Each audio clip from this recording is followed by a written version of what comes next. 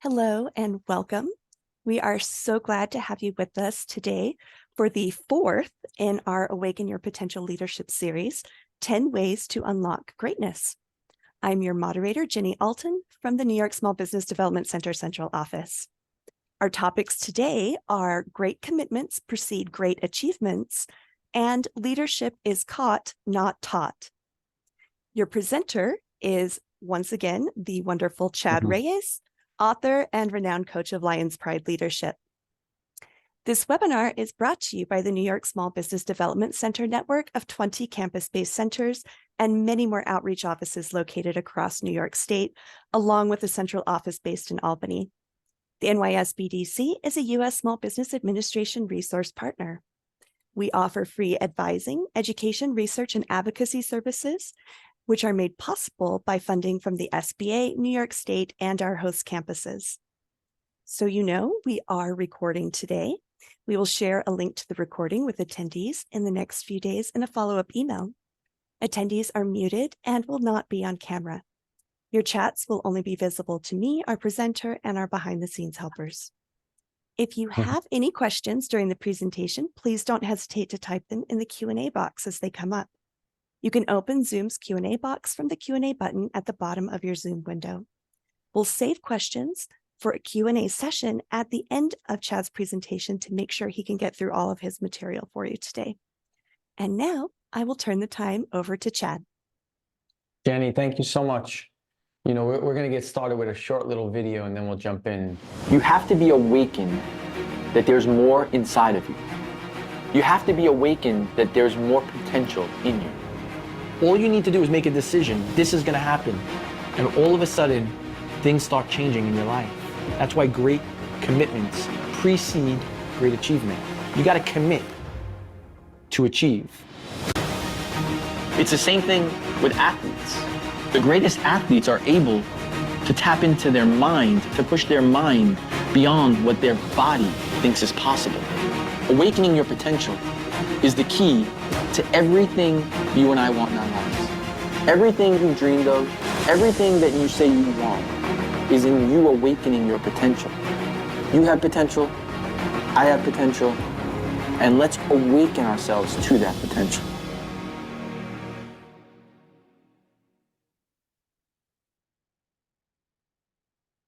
So Jenny, you know, thank you for having us. We're excited to spend time with the small business development community. You know, today we're going to be talking about, as it says on the screen, great commitments precede great achievements, and leadership is caught, not taught. And I just want to share a story before I jump into the next slide. I think it's a really powerful story of perseverance and commitment. So in this person that we're talking about, in 1921, they were born in Eatontown, Georgia. They were born into poverty. This person had helped his mom at a boarding house so that they could pay the bills for the family. In 1929, at 8 years old, he started selling Coca-Cola bottles, and he would buy a six-pack of Coca-Cola, and he would sell them at 5 cents per piece. So he'd buy it for 25 cents, he'd sell it for 5 cents, and he'd make a 5 cents profit. At 12 years old, him and his brother started building a paper route in Atlanta. At 14, this person became the primary breadwinner for the family. At age 18, he wound up going over to the U.S. Army. He served in the U.S. Army until 1945, and as you and I both know, that was the time of World War II. At age 25, him and his brother pulled together $4,000 and a loan of $6,400. You know, this is a true small business success story. He took $4,000, $4,200, and then the $6,400. And in 1946, they opened up their first restaurant. In 1949, 3 years later, his two brothers die in a plane crash. At age 38, he's diagnosed with colon cancer. At age 39, I'm just giving you context here. At age 39, his small restaurant burns down to the ground. Now, I want to fast forward. You fast forward to 2024. They have nearly 3,000 stores. They have revenue of over $20 billion a year. And now this is the interesting thing. This franchise is more profitable and more successful than your average McDonald's, Starbucks, and Subway put together.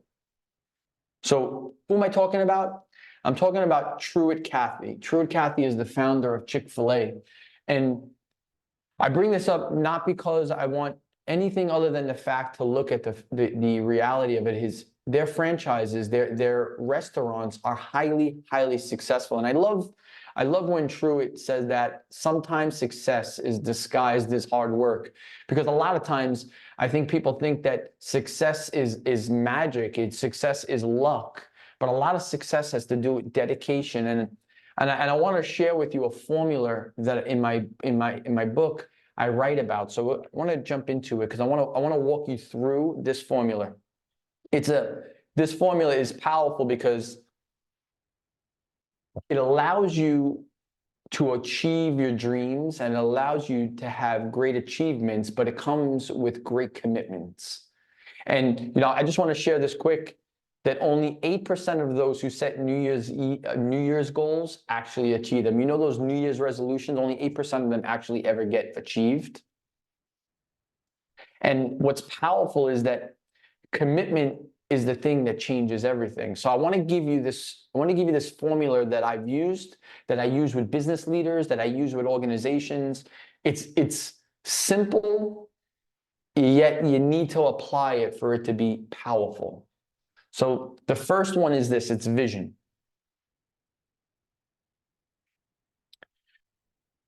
Vision is so key because the clearer we are of where we want to go, the more intentional we could be in getting there. A lot of organizations, a lot of leaders, they start moving, but they're not clear of where they want to go. The clearer you and I can be is where we're looking to go, the greater commitments we can make behind it. One of the things is vision helps you focus on the bigger picture. So when you're clear on the vision, you're able to focus on how are we moving towards this common vision. And one of the things that I've done, and I'll just share this, is breaking your vision up into phases. And in the book, Awaken Your Potential, I talk about that. But I broke up my own. I'm going to speak to you about my personal life. I broke it up into these 8 phases. And 8 phases was from when I was born to 21 years old. And then the next phase is from 21 to 40. And then the next phase is from 41 to 50. And I can keep on going through the phases. But why I did that is it helped me realize that there are phases to a vision. I don't know if you're like many people, but I know for me, when I was younger, I would get overwhelmed because I was trying to accomplish so much in a day, and it would overwhelm me. And in some instances, it shut me down. And what I realized is that most people overestimate what they could get done in a day, and they underestimate what they could achieve in a career in a lifetime. We think we can get more done in the day, and we're not as consistent and committed to a lifetime of being really good and intentional. The thing about vision is it increases consistency. So when you're clearer on where you're going, you'll be more consistent. Vision will also, it'll require patience. This is the reason why vision is so key. Because patience will be the key to the success of your vision. I don't know about you, but I could speak for myself. That when I see something in my mind, it's very easy to believe that it's reality because I can see it. But the greatest leaders are able to take a vision and then break it down into a detailed game plan. And I'm going to talk about that today. And another thing about vision is it'll dictate your priorities, meaning when you're clear on your vision, you'll become very clear on your priorities, and where and how you should put your time and your resources. So let's talk about something that I think is really key, the next part. So the formula is vision plus choices. Now, I've done a whole teaching on this before where I talk about how many choices the average human will make in a day. Now, you're probably thinking like 5,000, 2,000, 1,000. The average human will make somewhere between 12,000 to 60,000 choices in a day. A child makes about 3,000 choices.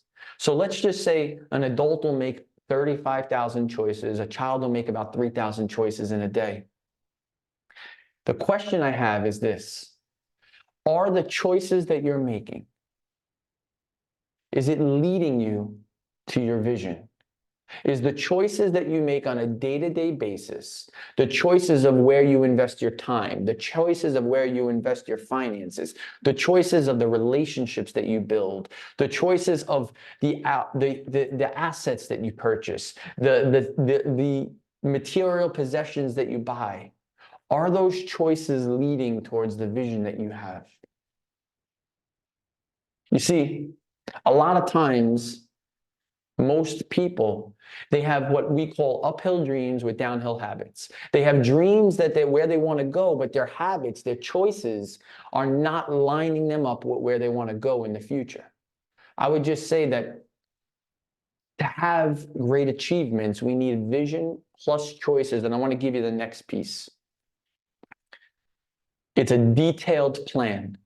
So if we have a clear vision of where we want to go, and we start moving, and then we start making good choices that lead us to that vision, and we have a detailed plan of how we're going to get there, things start changing. I want to give you a little acronym that we use that I learned from John Maxwell. It's called Plan Ahead.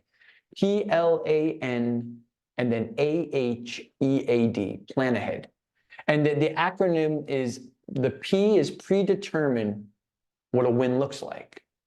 Just predetermine what does a win look like in what you're trying to accomplish.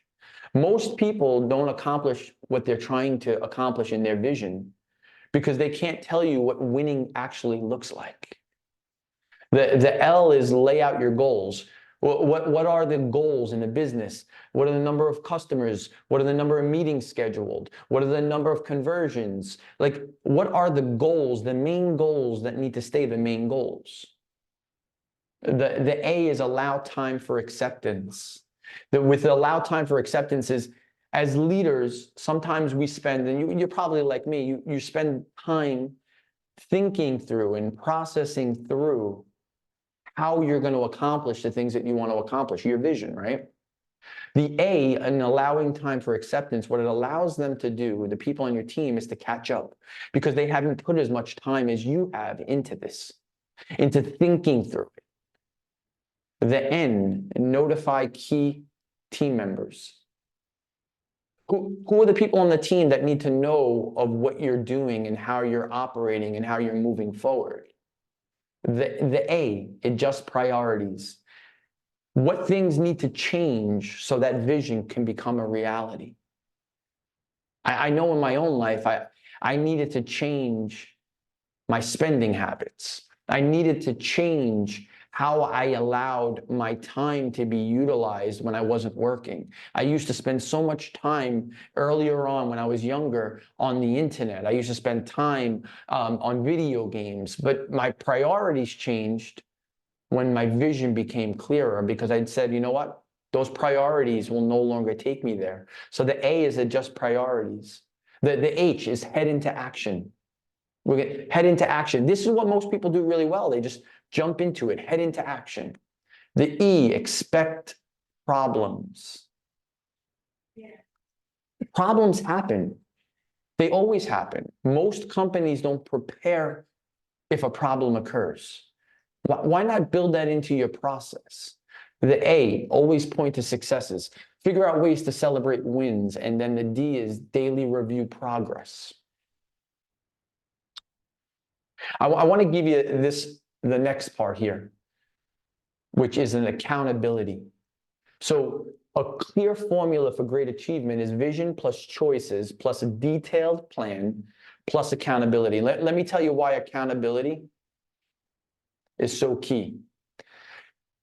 We have a 10% success rate when we just have an idea. It goes up to 25% when we consciously decide that we're going to do it. But it goes to 40% when we decide when we're going to do it. It goes to 65% when we commit to someone that we're going to do it. And then check this out. It goes to 95% success rate when we build an accountability partner into it. When I tell you, and I use this line often, date, time, location, accountability partner. Date, time, location, accountability partner. When I tell you that I'm going to get this done on date, time, location, and then I tell the person that you're my accountability partner, the probability, the success rate goes up to 95%. So this is a formula that has a lot of science behind it. It's also something that I've used personally in my own life. I work with leaders and I share this because really at the end of the day, if we have clarity of vision, plus good choices, plus a detailed plan of how we're going to get there, and then we bring accountability partners into our life, the probability of it jumps up tremendously. And you know, I started with Chick-fil-A and Truett Cathy, and I know that he built that into his culture, he built that into his team, he built that into his own personal life. So I'd encourage you to use this formula as a way to accomplish the things that you're looking to accomplish. And you know, I'm just going to pivot now because this week we're actually taking 2 chapters of the book Awaken Your Potential, my book, and we're putting them together. So the first one was great commitments precede great achievements. The second part is we're talking about here is going to be hold on one second. The second part is leadership is caught, not taught. And this part here is very impactful. And the reason why it's impactful is I'm going to share with you right now a graph. So I'm going to share with you a graph. I'm going to bring it up on the screen. And this graph is so powerful. The reason why it's a powerful graph is I want to walk you through this process. Years ago, I'd go to leadership events, things like this, and I'd sit down and I'd take copious notes. I'd be sitting down writing all the notes. But when I came in contact with this, it got me to realize that taking notes at a lecture and just reading, you only apply 10% of it. But once you go down to seeing visuals, part of the reason why I'm not just doing a conversation with you and I have some visuals on there, because the visuals will increase it to 20% of it being implemented. But don't miss this piece right here. When you go down to demonstration, when you actually demonstrate it, it goes up to 30. And then when you create a discussion around a table, it goes up to 50. And then when you start practicing it with a group of people, it goes up to 75%. And this is the power. The reason why the stuff that we're sharing on this webinar series, this leadership series, I'd encourage you to share is because when you share, it goes up to 90% when you teach it with others. That formula is so powerful, and it literally has changed my life. I know with the leaders that we work with, when it comes to organizations all over the world, all over the nation that we work with, we try to get them to build discussion, practice, and teaching into their culture, because we know that when that occurs, the probability goes up. And I'm a probability person. I enjoy communicating a message, but I like data and I like numbers, and I like probability of winning. And when you build this into your leadership, when you build this into your teams, you increase the chance of you and your organization winning. So I hope it helps. I'm going to share on the next slide 3 things. When it comes to leadership is caught, not taught, some of the greatest leadership I've ever learned was because I was around other leaders that were doing it well. And I was able to catch something from them. And you may have leaders in your life that are leading really well, and I'd encourage you to get around them more often. And when you're in the room, something changes. I've experienced that personally when my wife and I, as we are close to John Maxwell and we traveled with him, you catch something in the room.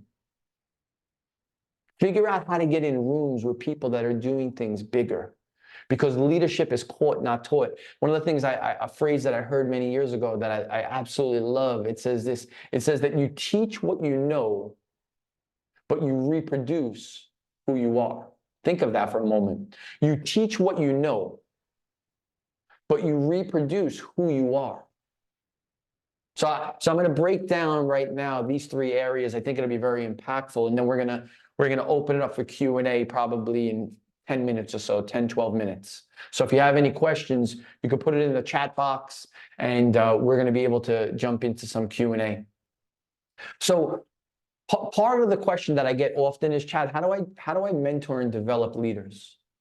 So I want to give you this 5-step process that we use. You could use it in your organization. I lay it out more in depth in our book, Awaken Your Potential, but I want to give you some meat right now, something that you can do to reproduce more leaders. And I say this often when we're talking about reproducing more leaders. Make sure the leaders that you're trying to reproduce are leaders that you want to reproduce. Sometimes organizations will use this process, but they don't have the right types of leaders. So they're reproducing a leader that really is not probably the best leader for the organization. So make sure if you have a leader and they're modeling what you want to see, then you want to use this process. Let me give you the process. You ready?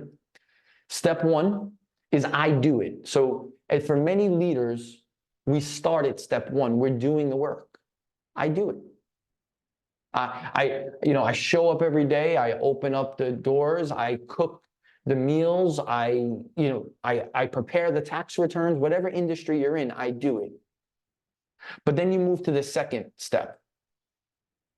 Is I do it, and person B is next to me. Now think about that for a moment. I do it, and now I have another person next to me observing. You remember we were talking before about observation? So now they're observing what I'm doing. That's step 2. Step 3 is person B does it, and I'm next to them. So now they're doing it, and what I'm doing is moving into a role of a coach and a mentor in their life. Saying, hey, why don't we tweak that? Next time you do it, try this. I'll give you a real life example. I come from a sports family. My dad and my brother and myself, I've played sports my whole life. My brothers have, my dad has. And one of the things when I was younger, my dad would say to me, he'd say, Chad, let's go to the baseball field. So we'd go and he'd bring a bucket of balls, the helmet, the bat, the baseball glove. And he would throw a pitch at me. And what I would do is I would just pretend that I'm swinging. So I would have the bat here, and I'd swing and I'd hit the ball. And he'd say, all right, good job, Chad, but next time, keep your shoulder down. I'm going to throw another one. Okay. So now I practice and I keep my shoulder down. Then he'd say, yeah, but you kept your shoulder down, but you picked up your head. Keep your head down. That's what step 3 is. It's known as a process called deep learning. People who reproduce leaders, they understand the important part of deep learning. And I'll share this with you. Step 3 is the most expensive step. It's the most expensive step financially. It is the most it's the hardest step because you can do it better than the person. So think about it. You're probably thinking, well, I could do it better than them. You can. But if you want to reproduce more leaders and you want to be able to grow your organization, you want to be able to build and maybe grow into another location or multiple locations, you got to reproduce leaders. Step 3 is one that is the hardest. But then you go to step 4. Let's say that you are one of the rare people that do step 3 really well and you get through it. Guess what happens? Now you go to step 4, where person B does it. And not only do they do it, but they do it better than you were because you've actually trained them correctly. You've equipped them and mentored them. Step 4 is person B does it. That's a success. We move from you doing it to them doing it, and they're doing it well. But my friend, step 5 is where you get multiplication, because step 5 is where that person B does it. And now they bring a new person C next to them, and they start the whole process over again. See, that's the 5-step mentoring process. Because when you look at leadership as caught, not taught, you need to be in proximity. You need to be with the people. They need to see and observe. You need to be able to coach. You need to be able to mentor. And when you do that, it propels your organization to another level. It propels your division to another level because you have more capable leaders. And the thing I know about business is this: anytime someone tells me that they have a vision, I know that it's going to require more leaders to accomplish that vision. All right? So that's the first part. Leadership is caught, not taught. There's the 5-step mentoring process. Let's talk about the next one. So we use this methodology called fishes, FISHS, fishes. So in the chapter in this book, I talk about what are the 5 areas that we want to find mentors in. Now, remember this: mentors don't have to be by age. Age is not like someone who's older than you doesn't have to be your mentor. I have a nephew that is 15 years old, and he has mentored me.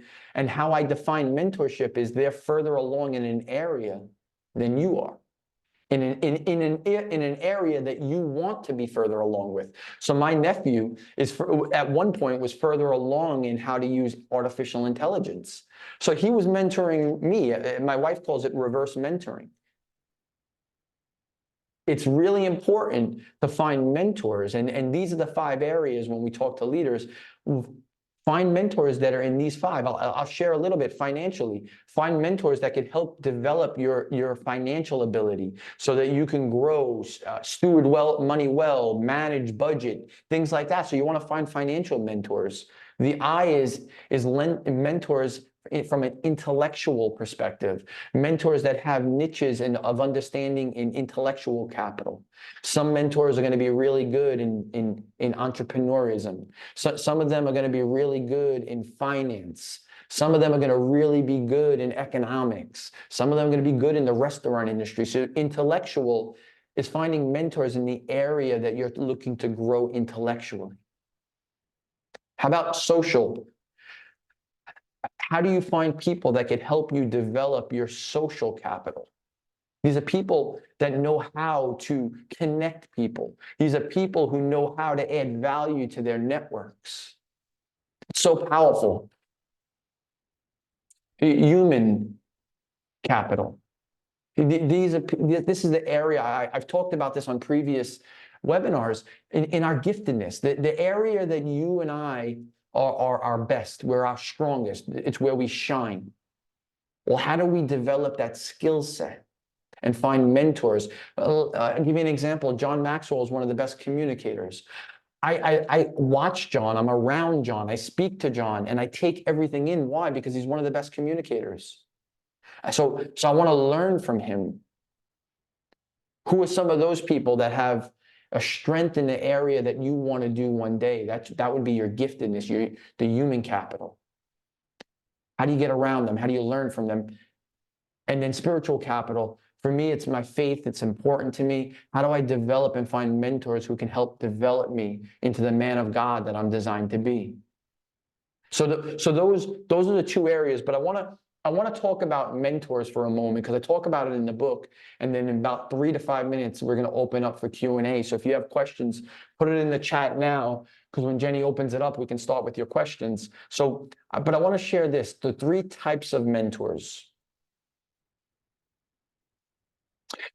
The first type is those who you know, and they know they made a difference. You know, I've been blessed to have mentors in my life. I had a mentor, Rich, and he said to me, Chad, build your model and relentlessly manage it. Build a model that you want and relentlessly manage it. I had a mentor, Wakiki, and Wakiki taught me that. He said, you know, You don't have to try to change the world, Chad. Make a difference in one person's life. And he gives me this story of a starfish, which I put in the book. I had a mentor who said, Chad, God will do amazing things in your life if you allow him to. I had another mentor who his name is Rich, and big real estate guy, and he said, Chad, don't ever believe what's in the newspaper, because you're usually not that bad and you're usually not that good. Another one, John Maxwell. John, he was a lid lifter to me. He showed me what was possible. So we all have had mentors who we know, and they know they made a difference because they were actively in your life. But we also have these types of mentors, those who you know, and they didn't know they made a difference. You know, I had a gentleman, Rich, a different Rich than the first one, and Rich had shown me something just by seeing what he was doing, because he was further along. He was about 25 years older than I. And I was seeing the things that he was doing in his life. And I remember my wife and I, Danielle at that time was my girlfriend. But I remember saying, if Rich can do it, we can do it. That's what the type 2 mentors do. Those who know you, but they don't know they made that difference in your life because they didn't actively mentor you per se, but you got to see things that they were doing, and all of a sudden you're like, I could do that. And let me give you the last one. These are type 3 mentors. These are those who didn't know you, and yet they still made a difference in your life. You know, typically these are the podcasts that you watch or listen to. These are the books you'll read. These are the webinars that you'll be on, like a webinar like this. These are people, I may not know you personally, but maybe something I said shifts and impacts you.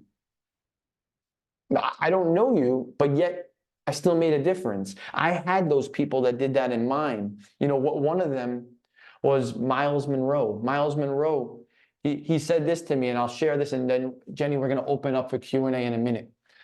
He said this to me, and I'll just end with this. He said, when I was listening to a message similar to what you're listening to, he said, where is the wealthiest part of the world? And it got me thinking, well, is it New York City? Is it Dubai? I don't know where it is. He said, the wealthiest part of the world is down the block from your house. That blew my mind. I'm like, down the block from my house. He said, it's the cemetery.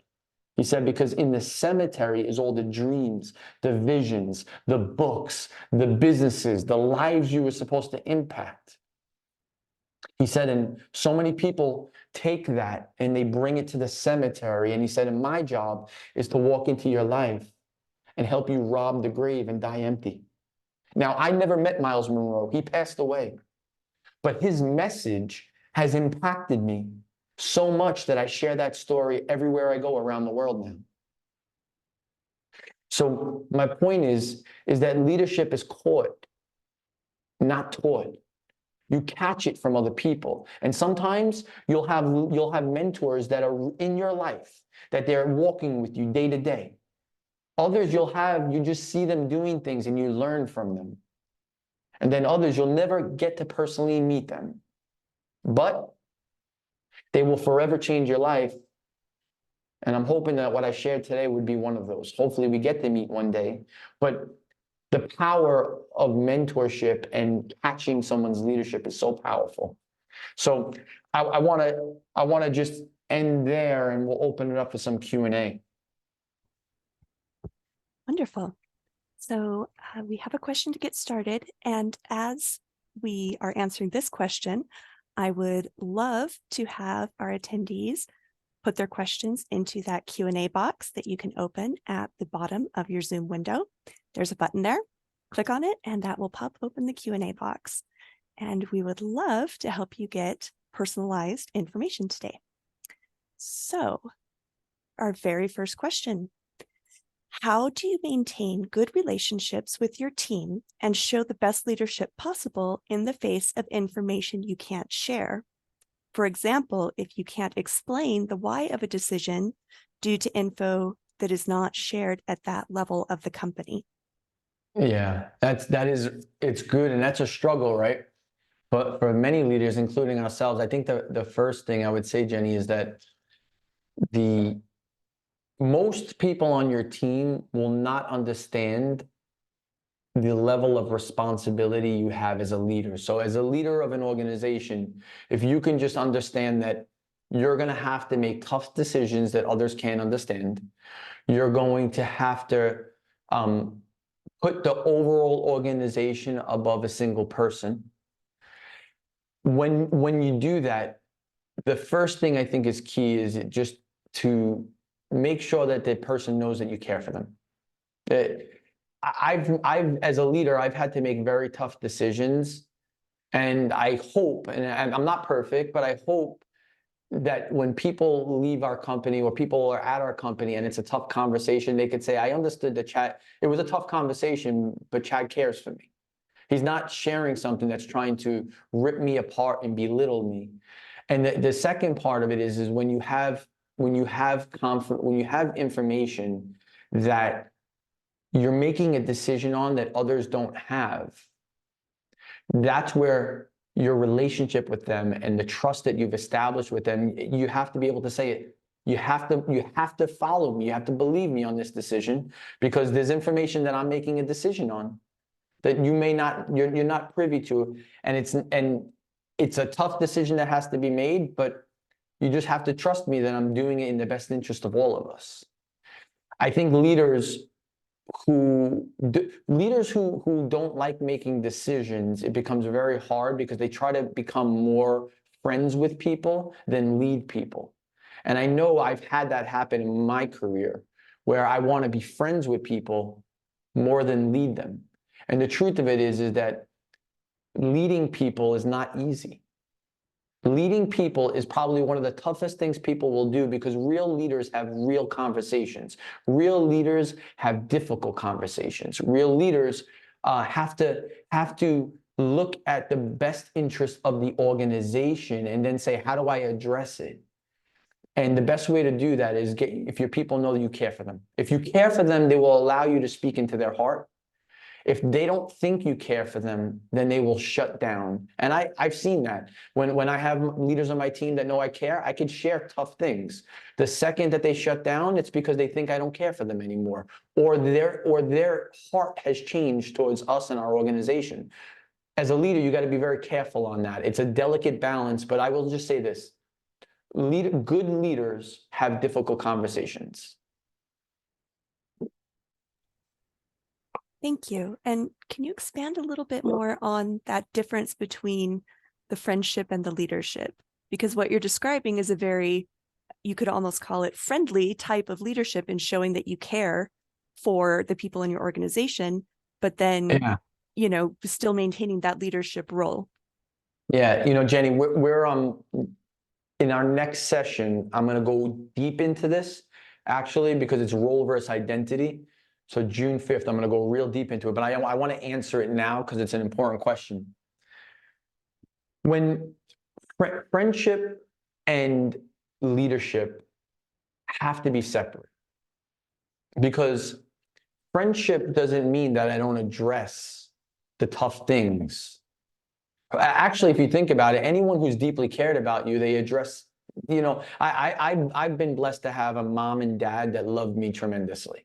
I know that not everyone has been blessed to have that, but I have, right? So I remember times coming home when I messed up and my mom was like, Chad, what happened?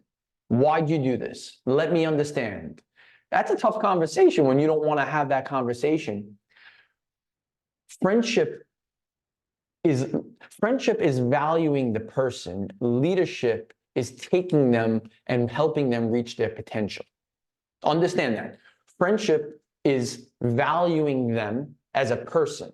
Leadership is taking that person and helping them reach their potential. And in reaching their potential, there's going to be times where it's not going to be easy. There's going to be times where you're going to challenge them and they're not going to like it.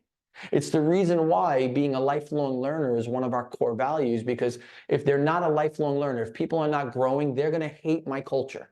They're going to hate it because my wife and I and our team, we're always just trying to challenge something. How do we get a little bit better? It doesn't mean we're perfect. It doesn't mean that everything works. It doesn't mean any of that. It means that I'm just always trying to improve. And when people confuse friendship with leadership, they love the person, but they don't lead the person. Real leadership is loving your people and leading your people together. They're not separate. Great leaders love their people and lead their people well. And one of the things about leadership is making decisions, tough decisions that others are not willing to make. That's what you have to do as a leader. If you don't want to make tough decisions, then don't take the responsibility of being a leader. Excellent advice. I'm just being real here. It's very honest, yes. All right. So this next attendee brought up the impact of COVID-19 and how there's been, of course, the rise in social media at the same time going on, and there are still people struggling with feelings of isolation or the effect on their confidence that that time has had. Yeah. And so how would you address those types of feelings in people as you come across them, the feelings of isolation or the downturn in confidence as a leader? So one of the things I would say is on our website, we have articles that my business partner, John, wrote. And he probably wrote about 10 to 12 articles on COVID, but I'll paraphrase. So it's on lionsprideLeadership.com, and the articles just put COVID in there, and you'll see about 10 to 12 articles. But I'm going to take all 12 articles and I'm going to try to narrow it down, right? All of them basically state that the person that came back after COVID was the same person, meaning same social security number, meaning same last name, but they actually were not the same person because they changed. All of us changed because of COVID. Now, some of us changed positively and some of us changed negatively because depending on how we reacted and the impact that it had on us, right? But that's the biggest struggle that I've seen with business leaders is they think that the person who came back after COVID is the same person. They're really not. They may have had people that passed away and that has an impact on them. Or they may have been, like you said, in isolation, and then how did that impact their overall well-being, right? So the key really is to realize that you have the same person in front of you, but they're not the same person they were before 2020. They've shifted. I've shifted, Jenny. You've shifted. We all have to a certain extent. And I think that's the key is as a leader is to recognize that the impact of COVID changed people. It changed them. For some, it changed them for the better. For some, it changed them for the worse. But it did impact people. And just because Jenny and Chad are the same people at the office, it doesn't mean we're the same people we were prior to COVID. And I would just, that would be that would be a little bit of my word of advice is just see how the people have changed after COVID because of the impact of it. And like I said, on the website, there's about, I think there's 10 or 12 articles specifically on that. And one of the things I will say is my partner, John, he wrote it because he was a fireman in 9/11 and the buildings collapsed on him. And then he wound up having PTSD, post-traumatic stress disorder after, and he had to go through training and coaching on it. And he writes about some of his experiences, his understandings, his knowledge in that area through some of those articles. So I'd encourage you. He was writing about stuff that people were not even thinking about through COVID that I'm seeing 2-3 years later in articles that he wrote in 2020. That's how far ahead he was at that time. And so can you clarify, John? Yeah, John Piccarello. John Piccarello is our partner. Yep. Okay, great. Okay. So how much time do you think is appropriate to mentor a leader? This person says that they believe sometimes business leadership has a limit. Sometimes there's a position that has to be filled within 3 to 4 months, for example. What is your advice on that timing aspect of mentorship? Yeah, well, mentorship. Let me be clear. I want to be very careful in my words. Mentorship is different than corporate training. Understand that. It's very different. Corporate training is we have a deadline, we got to get them equipped, we got to get them ready to go. Mentorship is helping people reach their fullest potential. So you can't take them and put them together, because there's corporate training that they have to go through. This is how protocols, this is how we do things, this is the process we use, right? Mentorship is now taking what they've learned and bringing it to a whole nother level, right? And from a time perspective, I can't answer that. I wish I could. There's people that I've mentored for years. There's some people I've mentored for a couple of months. But most of the mentorship that I've done has been over an extended period of time beyond 12 months. Because for them to reach their full potential, we got to go through that 5-step process. And you can't go through that 5-step process in 2 months. Usually. There maybe there's areas where you can, but it's more likely than not that if you really want to develop leaders, capacity of leaders, that 5-step process is going to take longer than a 90-day period of time, usually. So a follow-up question on that then. So related to succession planning, when a change needs to happen, what advice would you have about mentoring a division or a president to becoming a CEO, for example? What advice do you have related to succession planning with mentorship? The first thing I would say is this: when you look at like a president going to a CEO, and I'm going to clarify the roles for a moment. Let's say president is more involved with the operational day-to-day stuff, and the CEO is more involved with where are we going as a company 3, 5 years from now, 7 years from now, 10 years from now. So I wanted to define that because everyone has a different definition of a president and a CEO. As I'm responding, I'm using those two definitions. It's a very different mindset. One is responsible to make sure that everything's getting done day to day. And another mindset as the CEO is saying, where am I taking this organization? What are future acquisitions? What are future strategic partnerships? So they're very, very different. So the one thing I would be careful with is first identifying if the president has the skill set to be a CEO, because a CEO requires a different skill set than the president does from an operational perspective, based on the definition I gave. That's really important. And then the second part of it is how do you walk alongside that president if they have the skill set, if they have the ability to become a very good CEO, and then put them around other great CEOs that can help speak into their life. So I don't know the size of the organization or the institution, but I would say coaching. So you do real CEO coaching. That's kind of what we do at Lions Pride, working with the CEOs, where we can develop them and grow them. But then the second part of it is making sure that we identify the right person, because the last thing you want to do is identify that this person was great at the day-to-day operations of running the business, but they're not really good at being a CEO and how do they expand and look into different markets and create opportunities that are 3, 5, 7 years down in the pipeline. The worst thing to do is mentor a president who is never designed to be a CEO.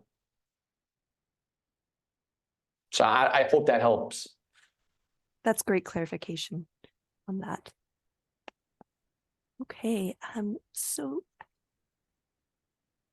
when becoming a new business leader or entrepreneur, what do you do in terms of the 5-step mentoring process when perhaps you are on the same knowledge level as person B or C about a specific topic? How do you maintain confidence in your team when you yourself are still trying to figure things out? Or how do they maintain confidence in you? Let's put it that way. Jenny, I'll say this. One thing I wish I would have done when I first started 20 years ago in business, what I wish I would have done is I wish my first team member would have known more than me. And the reason why I say that is my wife and I, when we started, right, we started with just hiring anyone that would work with us because we just needed to get our first team member.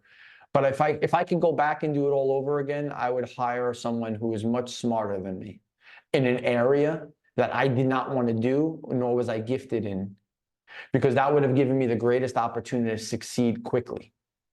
Because really think about it, if they know an area that you're not passionate about and you're not good in, and they're really good at it, if they can work in that area, your first hire is going to be a really important hire, because if they can work in that area, they can then give you peace of mind to know that they're going to do it better than you would, because you don't know how to do it compared to them. Now, what that allows you to do is get your time and energy back to do the thing that you're really good in, whether it be sales, whether it be operations, whatever it may be. That first hire to a small startup is so key. And I wish I would have done it a little bit better, a little bit differently when we first started, when I didn't know. And you don't know what you don't know. But now, knowing what I know 20 years later, I would make sure that it was a person that was very good in an area that is very pivotal to the success of the company, but I'm not good at. And then I would really empower them to make decisions and take action so that I can get all my energy and time back to do something to help grow the company that is valuable, that they can't do, but I can do. Thank you for that. I like how that ties back into the operating within strengths that we've talked about in some past webinars. Yep. All right. So with respect to relationship building, would you please address cultural nuances to include creating environments of flexibility in training, guidance, and nurturing based on cultural needs? Yeah. I'm gonna give the asterisk that you have to be very sensitive to how you develop your culture. And I'll give you an example. I'm finding that a lot of companies are allowing their people just take charge, just do what you want. We're going to empower you, and that's okay. But a leader sets the course. I will share this. We want to empower our people to take action. But the reason why we were given leadership positions is because we set the course of where we're going. Not how we're getting there, but where we're going.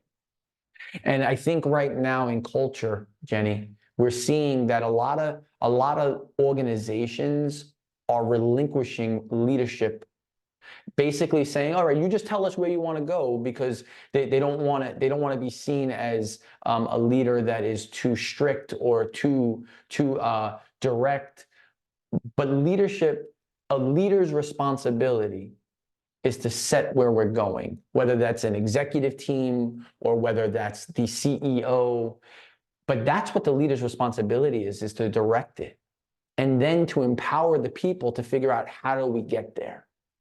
Too many organizations right now are allowing the people to set the direction, and then it falls apart because it creates a culture that becomes very, very, very toxic. I've seen it in my own companies. When I allow that to happen, it doesn't go well. When we set the course and then we say, how do we get there? It gets a lot better, because everyone starts using their energy and their talents towards that common goal and vision.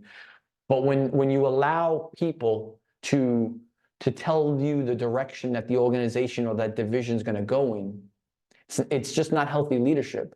It's very healthy to get their buy-in. It's very healthy to get their feedback. It's very healthy to get their contributions. It's their perspectives is very, very healthy. And I'll share something that I had a gentleman that's part of our team, one of our coaches. He's a former Navy SEAL, and he shared this with me. He said, there's 3 things that he goes, when we're Navy SEALs, we kind of clearly articulate: veto, vote, or voice.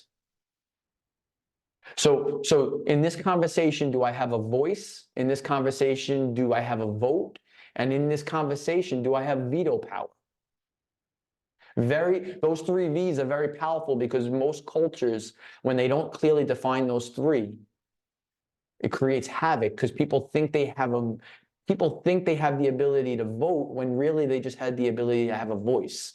Or sometimes people think they have the ability to veto when they really don't have that ability. They have the ability to vote, but as the CEO, you have the veto card you could use if you ever need to. When you create the clarity around those three, and there's been times we've done it very poorly, it creates a toxic culture. And the better you can create clarity around voice, veto, and vote, the better I think you'll build a healthy culture, because there's some clear clarity around boundaries. Thank you, Chad. We've got time, I think, for one more question here.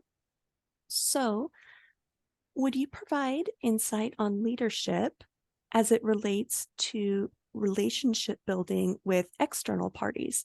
So this person is thinking specifically about leadership development, relationship building with supply chain, community partners.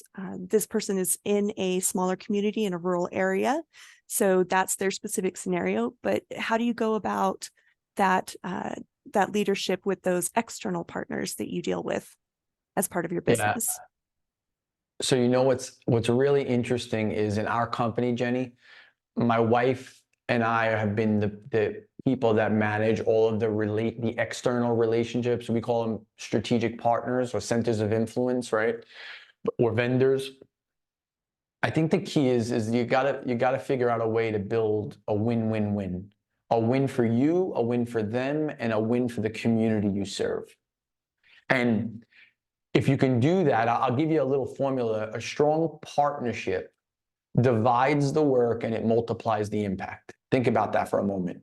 If you have the right vendors, if you have the right strategic partners, the work gets less and the impact or the results get greater. When you have the wrong ones, the work gets harder and the results get less, or the impact gets less.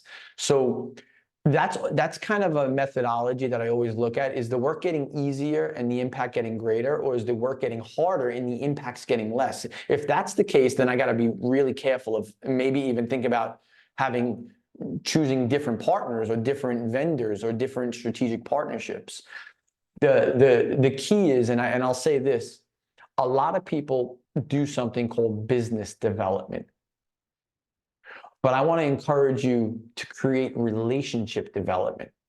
One of the things that I've done, and I haven't done it perfectly, but I've tried, and my wife and I, and we're working on building a whole global chief relationship officer role for my wife, who's phenomenal at this part of the business model.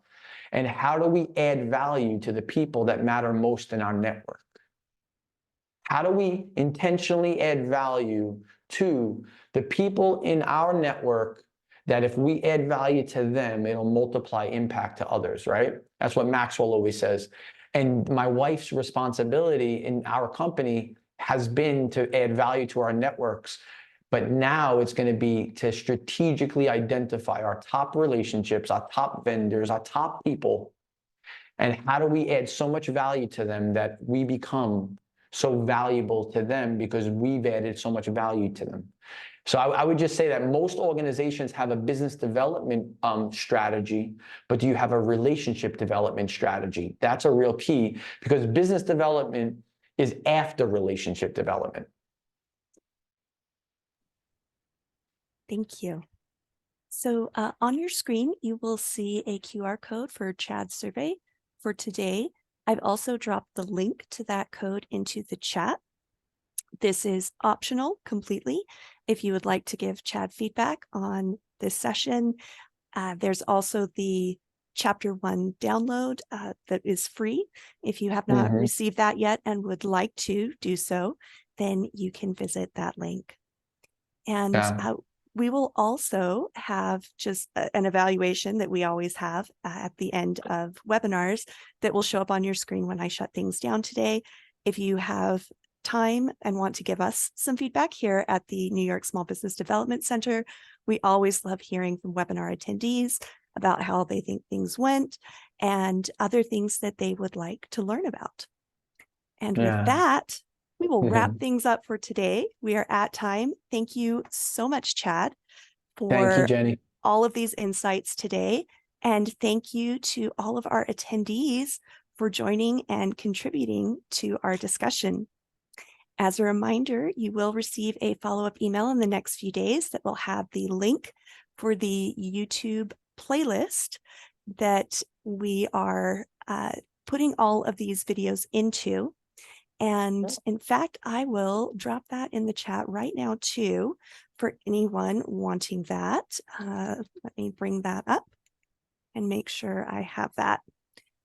So if you want to, you can check that playlist out. It has all of the past recordings, and then also it will have this recording very soon in the next day or two. So here is the link for that playlist. Great. And Jenny, I just want to say thank you for all you guys do, because you add so much value to the to all the members and all the people part of the SBDC. So thank you guys for everything you do. Well, thank you for helping us add value to our community. That's our aim, is to add value to the small business community, and we appreciate those who partner with us to do that. So thank you again, Chad. And we will see you all next week, June 5th.